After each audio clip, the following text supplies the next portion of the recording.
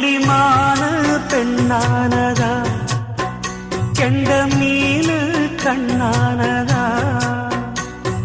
பூ முடிச்சு பொட்டு வச்சு புன்னகையில் தேன் தெளிச்சு பக்கம் ஒரு சொர்க்கம் வருதா.